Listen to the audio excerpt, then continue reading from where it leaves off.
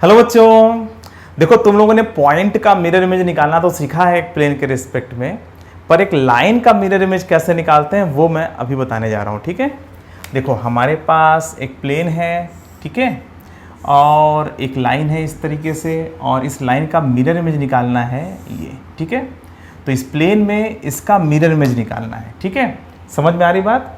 वैसे तुम लोग को ये फार्मूला पता है कि अगर कोई प्लेन दिया हुआ है, जैसे मान लीजिए A X plus B Y plus C Z plus D बराबर 0, तो किसी particular point x1 y1 z1 का मिरर इमेज कैसे निकालते हैं?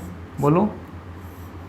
हाँ, इसका मिरर इमेज कैसे निकालते हैं? ये वाला जो पॉइंट है x, y, z, ये कैसे निकालते हैं? ठीक है, बोलो कैसे निकालते हैं? x1 y1 z1 का mirror image with respect to this plane is given by the formula x minus x1 upon a बराबर y minus y1 upon b बराबर z minus z1 upon c बराबर minus 2 a x1 plus b y1 plus c z1 plus d upon under root a square plus b square plus c square. ठीक है, ये formula use करके हम लोग x1 y1 z1 का mirror image निकालते हैं with respect to a plane. देखो हमें A B C D x1 y1 z1 सब दिया रहेगा। ठीक है, x1 y1 z1 दिया रहेगा, ए बी सी दिया रहेगा, x1 y1 z1 दिया हुआ है, ए बी सी डी दिया हुआ है, ए बी सी दिया हुआ है।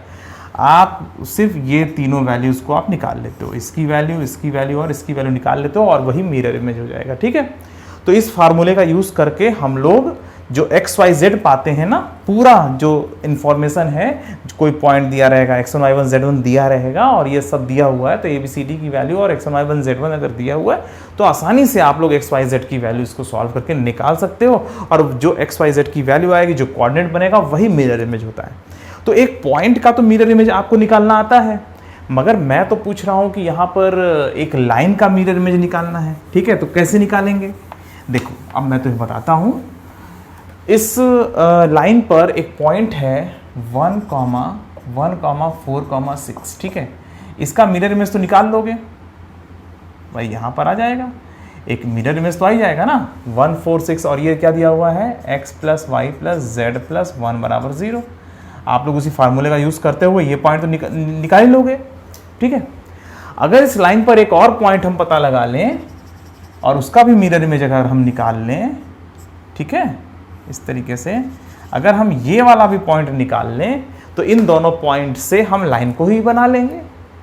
तो इस वाले लाइन पर x माइनस 1 अपॉन 3 बराबर y माइनस 4 अपॉन 1 बराबर z माइनस 6 अपॉन 1 है।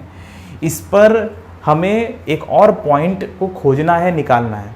देखो इस पूरे को अगर तुम 0 मान लो तो x की वैल्यू 1, y की वैल्यू 4 और z की वैल्यू 6 आएगी, मतलब 1, 4, 6 इस लाइन पर है। ठीक है, अगर इसे हम 0 मान लें तो, और अगर हम इसको 0 ना मान करके 1 मान लें तो क्या आएगा, ये तो है x बराबर 0 मान लें, मतलब 1, 4, 6 इस पर है। ठीक है, अगर मैं इसको 1 मान लूँ, इसको मैं अगर 1 मान लेता हूँ तो क्या जनरेट होता है, देखो x बराबर 4, y बराबर 5 और z बराबर कितना 7 आ जाएगा। तो मतलब 4, 5, 7 भी इसी लाइन पर है। ठीक है, तो हम एक और पॉइंट 4, 5, 7 ऐसे एज्यूम करके रख देंगे।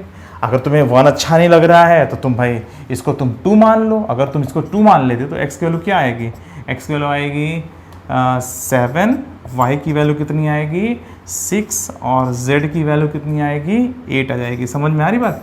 तो तुम 7, 6, 8 को भी कह सकते हो। तो 7, 6, 8, भाई ये इतनी बड़ी लाइन है, इस पर इतने इन्फानाइट लेंथ है, इन्फानाइट पॉइंट्स, अरे तुम्हें सिर्फ 2 ही पॉइंट की तो ज़रूरत है। तो इक्वल टू 0 करके, भाई वो तो साफ साफ दिख रहा है 1, 4, 6 जो है पॉइंट ऑन द लाइन है, क्योंकि वो रखने पर सेटिस्फाई कर जा रहा है।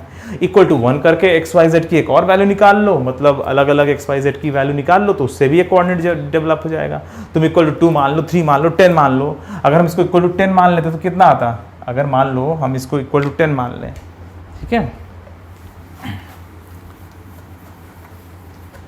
देखो अगर मैं इसको इक्वल टू 10 मान लेता हूँ तो x बराबर कितना आता, ये 31, y बराबर कितना जाएगा 14, ठीक है, और z बराबर 16। तो इसका मतलब ये हुआ 31, 14, 16 भी इसी लाइन के ऊपर है। तो इक्वल टू कुछ मान करके हम पॉइंट को जनरेट कर लेंगे। फिलहाल इक्वल टू 1 मान करके हमने यहाँ पर ये जो है पॉइंट 4, 5, 7 निकाला हुआ है। तो 4, 5, 7 एक पॉइंट इस लाइन पर है। तो एक पॉइंट तो ये तो डायरेक्टली पता चल गया इसको देख करके 1, 4, 6 और इक्वल टू 1 मान करके जो सबसे आसान है वो करेंगे। तो इक्वल टू 1 मान करके आप 4, 5, 7 निकाल ले रहे हो। अब इसका मिरर इमेज निकल आएगा, ये भी निकाल लोगे। जब आपको ये दोनों पॉइंट मिल ही गए तो आप इस लाइन की इक्वेशन को तो आसानी से लिख सकते हो ना। जैसे मान लीजिए ये पॉइंट x1, y1, z1 मिल जाएगा, कुछ ऐसा मैं लिख दे रहा हूँ। और ये मान लीजिए x2, y2, z2 मिल जाएगा। तो इस लाइन की इक्वेशन क्या लिख दोगे?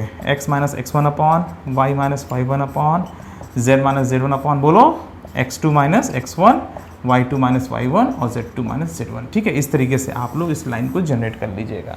समझ में आ रही बात? तो कभी भी आपको एक लाइन का मिरर इमेज चाहिए with respect to a plane, तो उस लाइन पर कोई 2 पॉइंट पहले लिख लो और उन दोनों ही पॉइंट का मिरर इमेज निकाल लो। जैसे ये मान लीजिए प्लेन है और ये जो लाइन ऐसे जा रही है, तो इसका मिरर इमेज यहाँ होगा, इसका मिरर इमेज, ये लाइन ऐसे है ना, इसका मिरर इमेज यहाँ होगा। तो जब इन दोनों को मिलाओगे तो ये इस लाइन का मिरर इमेज होना है, श्योर होना है। ठीक है, समझ में आ रही बात? तो यहाँ पर ये प्लेन दिया हुआ था, इन दोनों पॉइंट से हमने 2 पॉइंट और जनरेट कर लिए। इन दोनों पॉइंट से हमने उस लाइन की इक्वेशन को आसानी से लिख लिया। ठीक है, तो एग्ज़ाम में ध्यान रखना, ये इंपॉर्टेंट है एग्ज़ाम के लिए, आप लोग इसको ध्यान रखिएगा। ठीक है, और एक क्वेश्चन लेकर के आप पूरा एक सॉल्व करके देख लो, एक क्वेश्चन पूरा आपको प्रैक्टिस के लिए सॉल्व कर लो। ठीक है, अपने मन से बना करके। ठीक है, चलो बच्चों, आज के लिए सिर्फ इतना है, फिर मिलेंगे, बाय बाय।